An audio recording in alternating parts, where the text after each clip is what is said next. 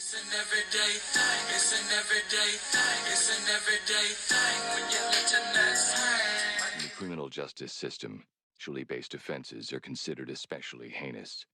In New York City, the dedicated detectives who investigate these vicious felonies are members of an elite squad known as the Special Victims Unit. These are their stories. This is a story about how I got stranded at a prison during a Category 5 hurricane and had to escape for my life.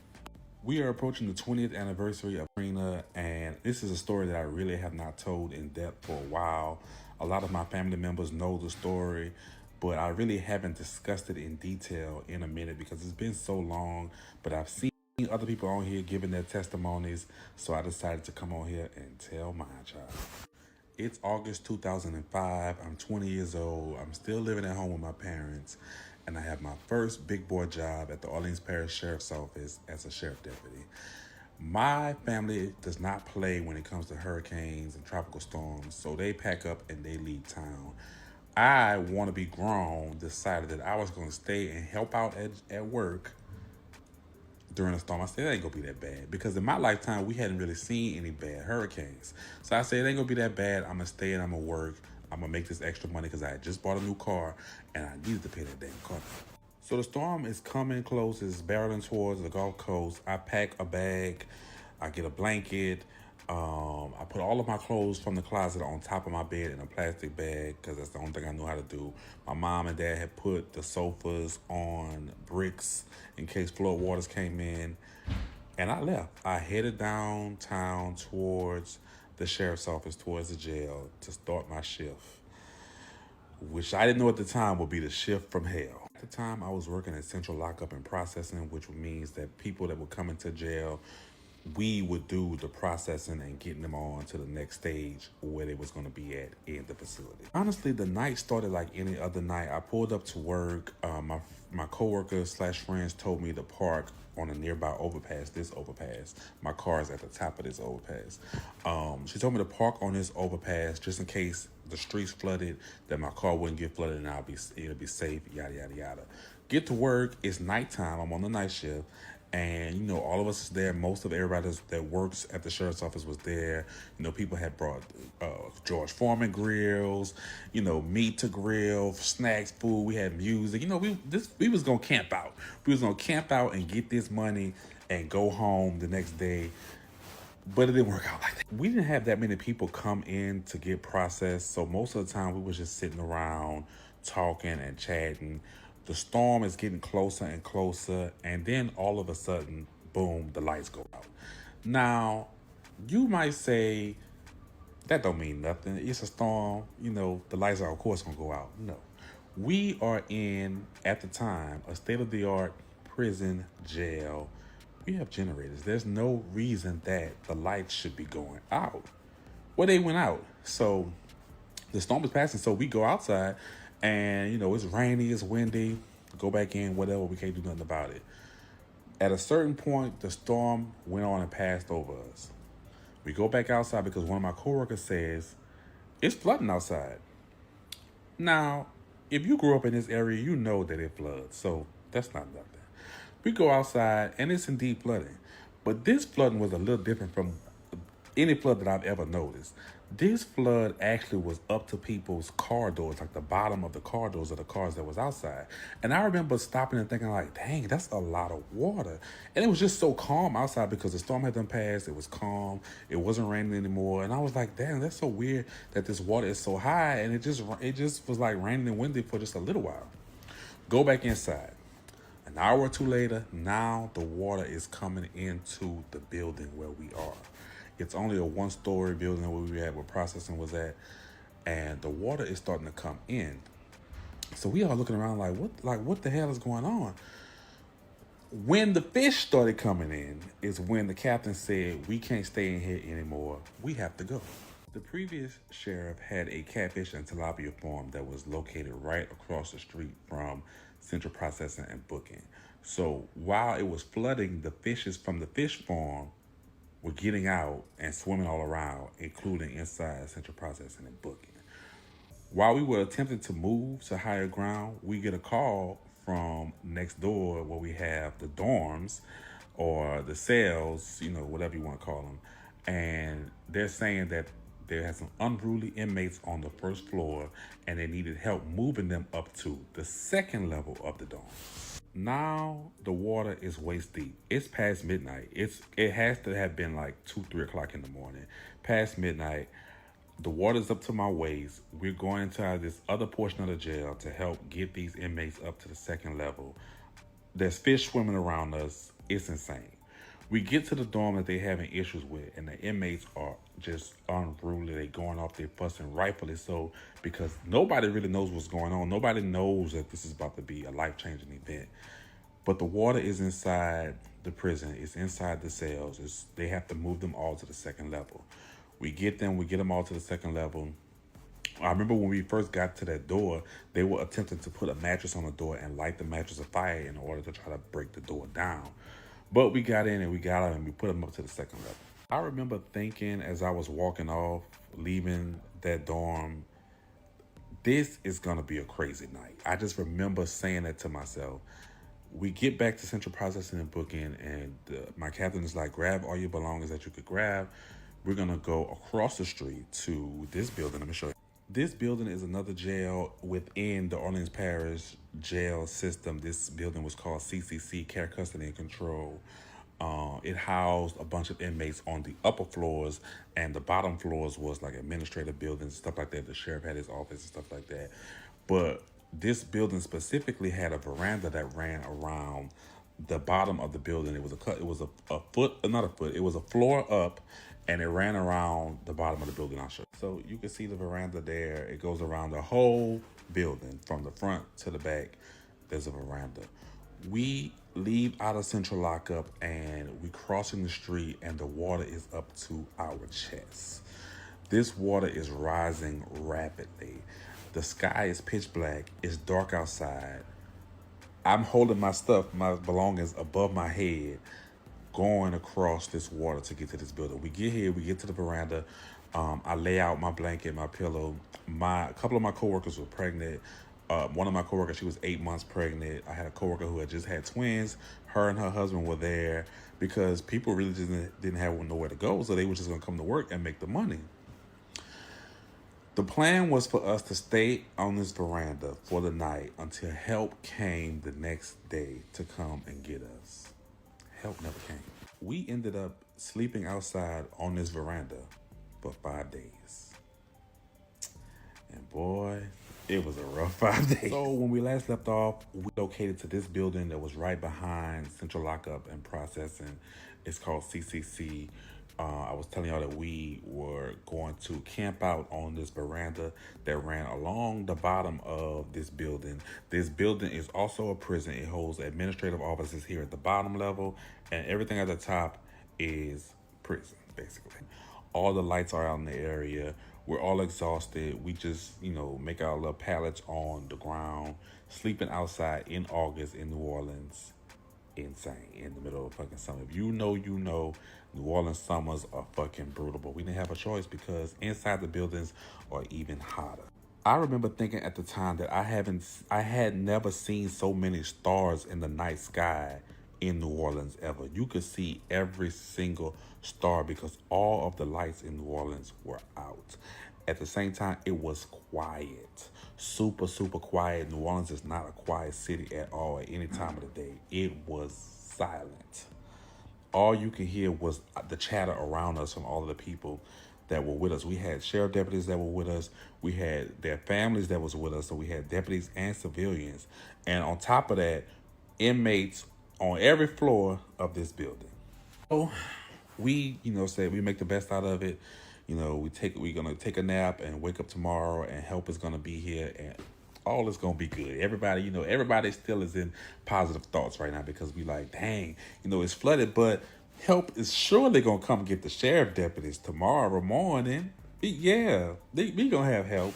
The first time that I knew that something was really, really wrong and there was a breakdown in communication somewhere is when I asked, what time do they think help is going to get us out of here tomorrow? Nobody knew nothing. Nobody knew that help was coming. Nobody knew what time. Nobody knew nothing. We didn't know where the water was coming from. There were no. I'm working at the sheriff's office now. Okay, keep that in mind.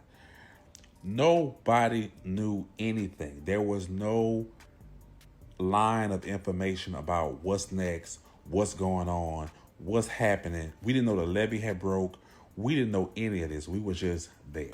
That led me to believe that this is probably going to be more difficult than I thought it was going to be. We just sitting around talking, and all of a sudden, in this area, there's a bunch of buildings that are all prisons, that are all jails. They are under the Orleans Parish jail system. At the time, Orleans Parish Prison had about 9,000 inmates that they were holding in this area. There was a jail right across the street from us called the House of Detention. I'll show you a picture. This is the view immediately across the street from the jail that we were at while we were on the veranda. This is the view that we saw. It is 3 or 4 o'clock in the morning. Keep in mind that there are inmates in all of these jails, as well as deputies that are working on the tiers with these inmates, even though this storm is coming along. I know it's fucked up. I just thank the Lord I was in lockup at the time. Anyway, this is our view of the building. We're looking at the building, and all of a sudden, a fire breaks out inside of this building. And we like, what the fuck? But then we also realize, not only what the fuck, we cannot get there to respond because we surrounded by water. We walked over here, but now looking down, you cannot walk. You have to swim. So we just have to hope and pray that everything is okay over there in HOD, House of Detention, and the deputies are okay, the inmates are okay. But there's a fire. There's a lot of yelling, a lot of screaming. It was a lot. I felt so helpless because you really can't do anything. We couldn't go over there to help. We couldn't go over there to assist. So we just was like, you couldn't call on the radio to say, hey, is everything okay? Because everything is down. So we just sat back, looked, hoped, and prayed that everybody over there was okay. Come to find out, the inmates were setting their mattress on fire, I guess in order to get attention of the deputies. I don't know, but they were setting the mattresses on fire. This building that we were at, CCC, was connected to the... And ain't nothing nobody could do about it. House the food for the prison, the whole prison. So we lucked up and we were able to be next to the warehouse. The food was gonna go bad anyway. So a bunch of my coworkers went and said, we're gonna go and we're gonna get some food out of here. We don't know how long we're gonna be here, but at least we'll have food and water. Now, up until this point, the water is rising and we don't know how deep the water actually is because it's pitch black outside. So we ended up, eating some hot dogs from the kitchen that we took over, that they got and brought over, and got a fire and boiled a pot. They did something. They made it work. And we ended up going to sleep. And when we woke up the next day, I was shocked. We were surrounded by at least 15 to 18 feet of water. Everything in this surrounded area was underwater. The streets were unrecognizable. The streets looked like canals. That's all you could see was building and water. I said, who the fuck is coming to get us and how are they going to get here? There were helicopters running around, and by day 2, we started getting reports because we didn't know that the whole city was flooded because we didn't really have any contact with what's going on outside of this area, this area of the city. So by the next day, we started getting reports that the whole city was flooded. The Superdome was damaged, and the mayor was asking for help and assistance. During this time, I didn't see the sheriff once. We kept saying, well, where is the sheriff? We need some type of direction. We need to know what was going on. What are we going to do? How are we going to get the fuck out of here? I didn't see him not once. We were getting most of our information from the radio. And finally, the sheriff was getting in touch with somebody somewhere that was getting in touch with us, telling us to basically hold tight. Now, at this time, while we holding tight, people in the neighborhood know that the sheriff's office is in this area, so they are getting there any way that they can.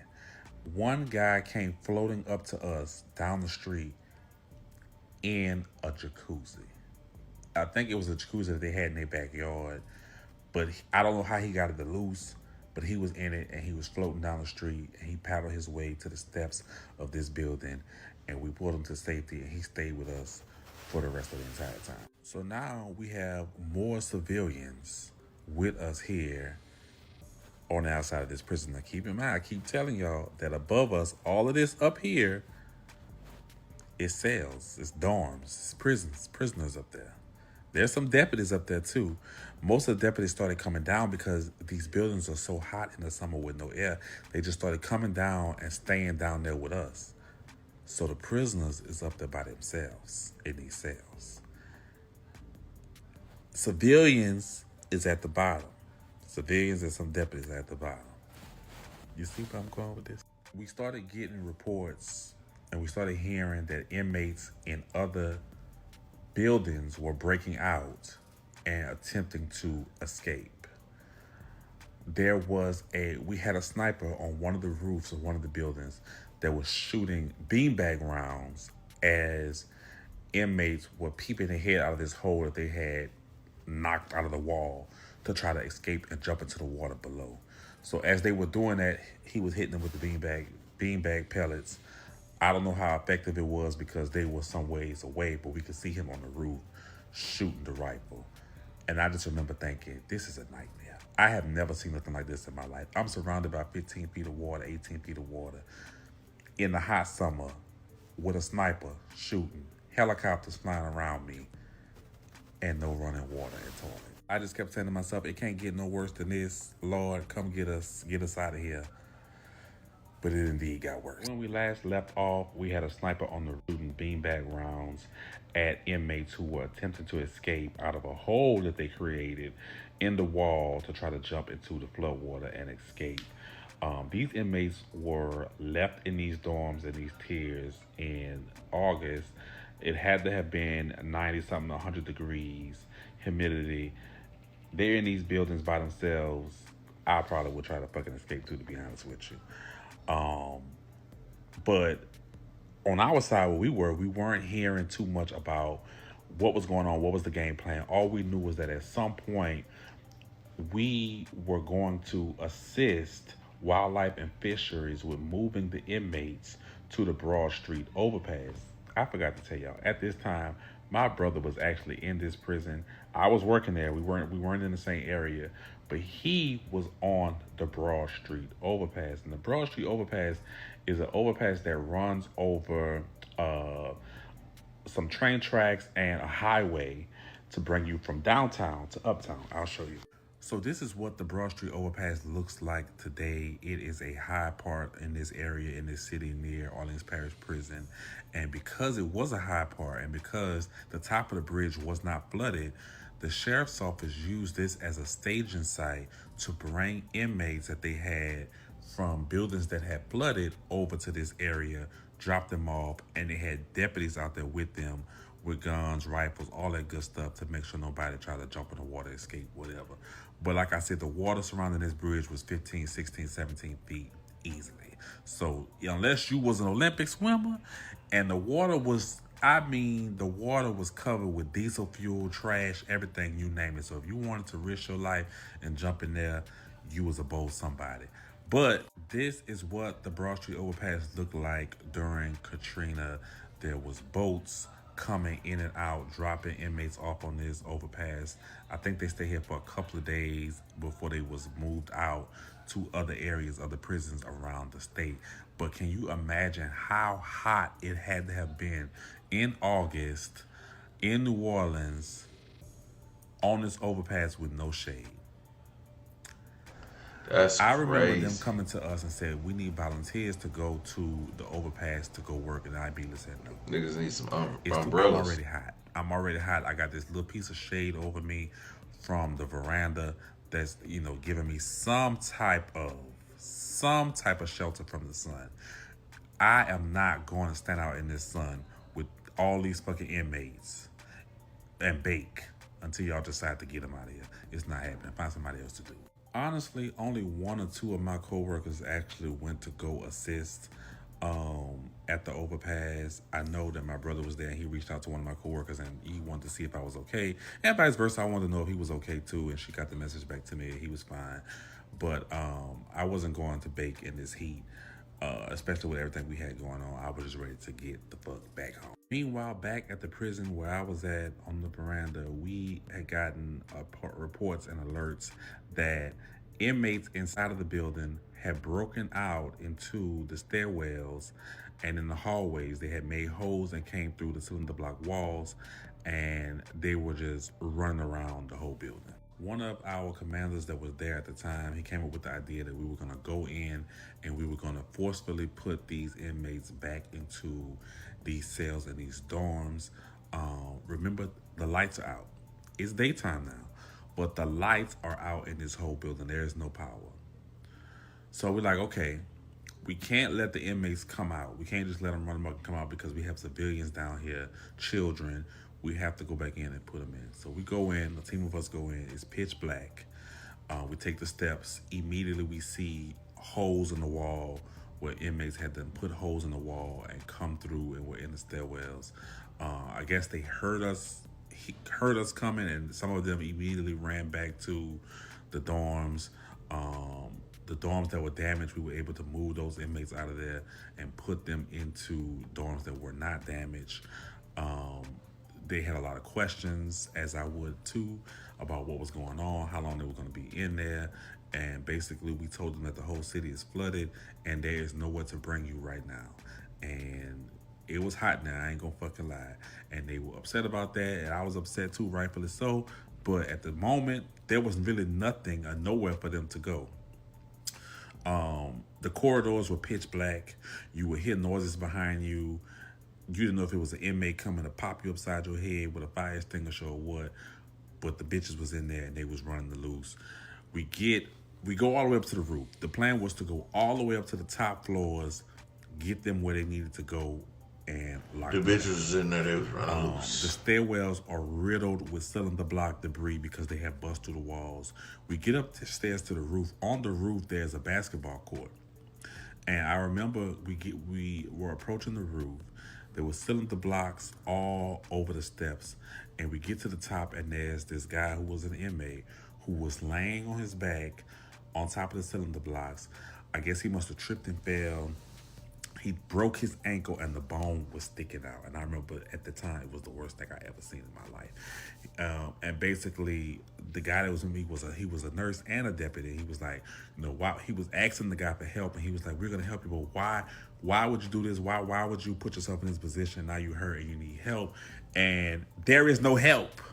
Like, there's nobody here. We can't get you anywhere. So we get them all from off the roof, put them in there, in the dorms. They were hollering about they were hungry and stuff like that. We were just like, we really don't have anything for you to eat. We don't have anything for anybody to eat. We're running out of food. We waited for DLC to come get you. After we get the inmates locked up in the dorms, they went ahead and told the powers that be that they were dealing with possible escapes, people coming in, breaking through the building, and they were in the stairwells on the loose. And that got the ball rolling with wildlife and fisheries coming to assist us quickly.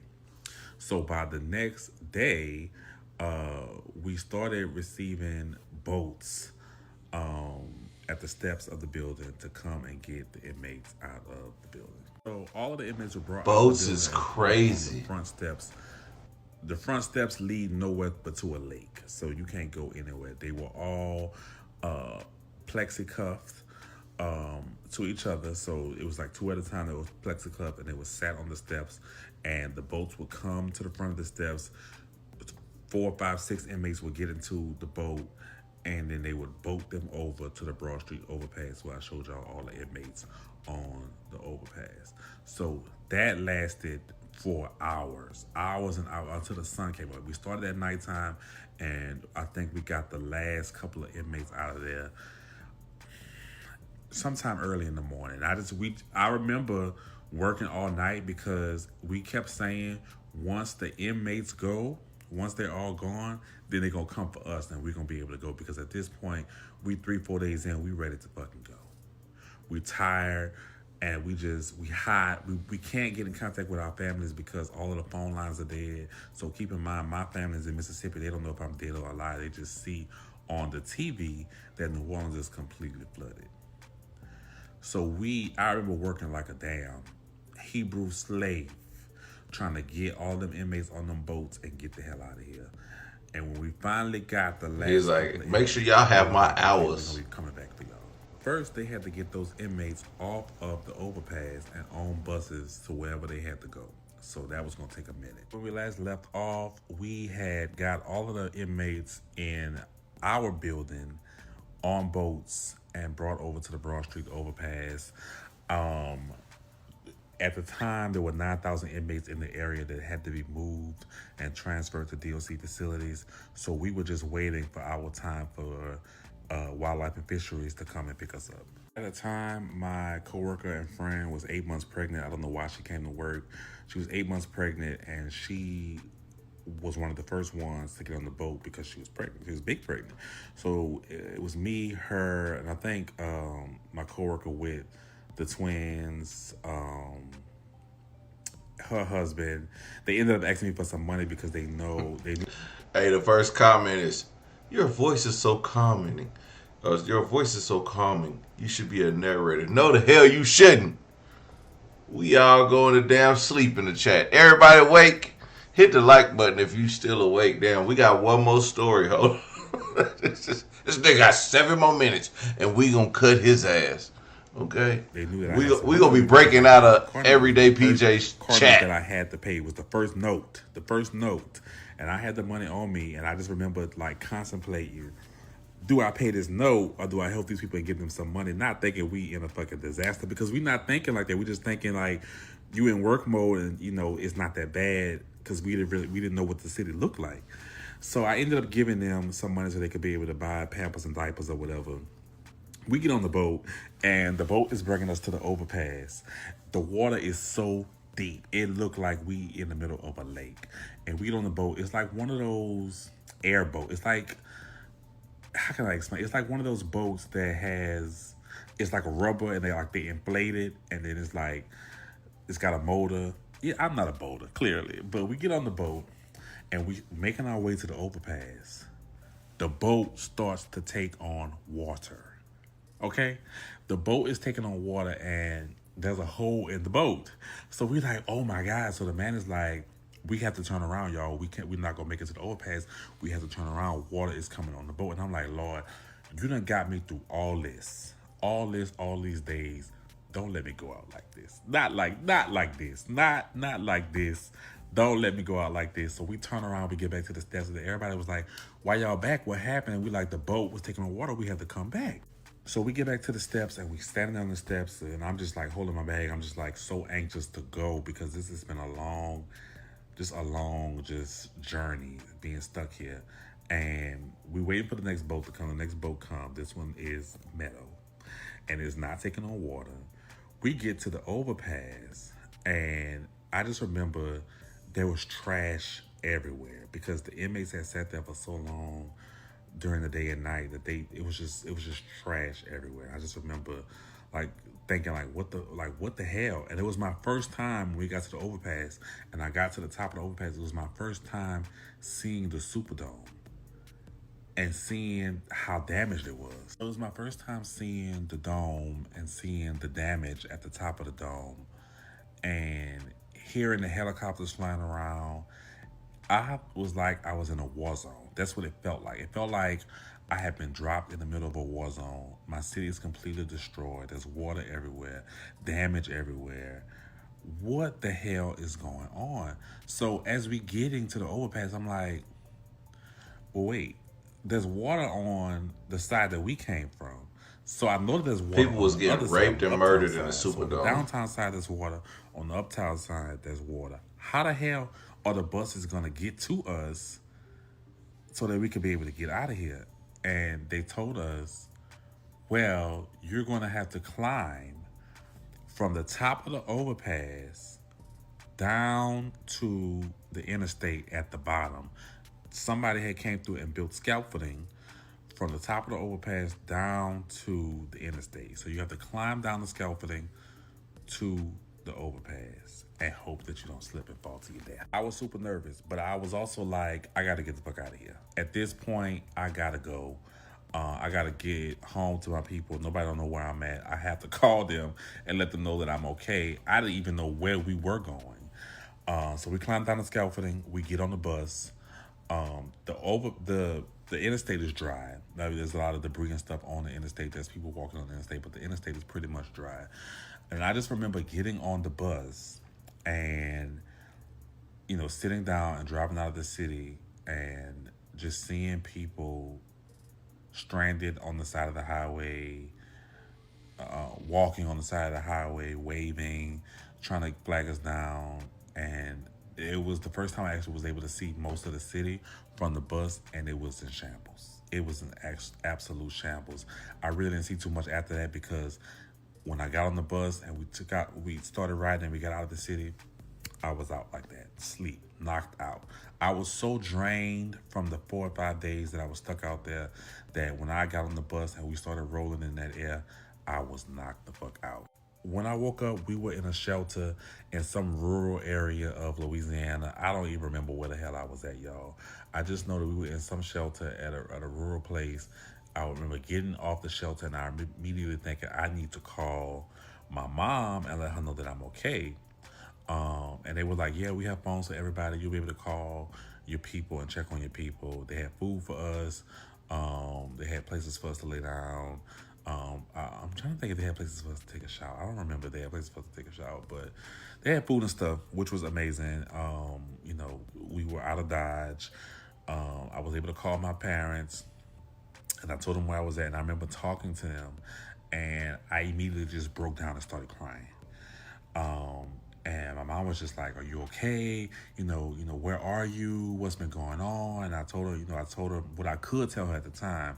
And I told her, just please, please, please come get me. And they ended up getting... If he was talking, he put his mama to sleep. In the area where they was at. But my cousin had gas in her car, and they ended up giving her like $20, $30 for her to drive my dad, her... I don't think my mom came. I think she stayed at the house. I think it was my dad, her, and my uncle came to get me from the shelter. And, no, my mom did come. My mom, my dad, my uncle, and my cousin came to get me from the shelter. And I just remember seeing them, and I just broke down again, ran to their arms, and went back with them. And we was in Mississippi for another couple of months. But yeah, this was my Katrina story.